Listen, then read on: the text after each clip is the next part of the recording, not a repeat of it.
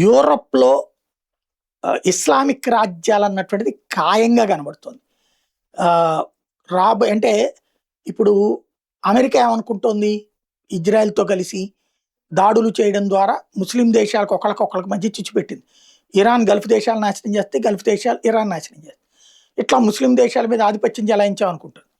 ఇలా యుద్ధాల్లో వీళ్ళు చేసే టాక్టిక్స్ ముందు ఆళ్ళు ఇరుక్కుపోతున్నారు. అందుకే వాళ్ళు వ్యూహాత్మకంగా వ్యవహరిస్తోందేంటి? ఈ కారణాలను అడ్డం పెట్టి లెబనాను, యెమెను, పాలస్తీనా, ఇరాకు, ఇరాను ఇలాంటి దేశాలన్నిటి నుంచి ఆఫ్ఘనిస్తాన్ ఇట్లాంటి దేశాల నుంచి ఇప్పటికే యూరప్ దేశాలకు వెళ్ళున్నారు. 28 దేశాలు ముస్లిం సంఖ్య క్రమంగా పెరిగిపోతుంది. అక్కడ ఈవెన్ బ్రిటన్‌లో అయితే దాదాపు 12 కార్పొరేషన్స్ ముస్లింల చేతుల్లోనే ఉన్నాయి. అట్లాగే అమెరికాలో కూడా ఇప్పుడు పెద్ద ఎత్తున ముస్లిం డామినేషన్ కనబడుతుంది. ప్రపంచంలో యూరప్ సమాజంలో ప్రజాస్వామ్యబద్ధంగానే ఇస్లామిక్ రాజ్యాలు తీసుకురావడానికి సాక్ష్యం అమెరికాలో న్యూయార్క్‌లో జరిగినటువంటి మందాని విజయం.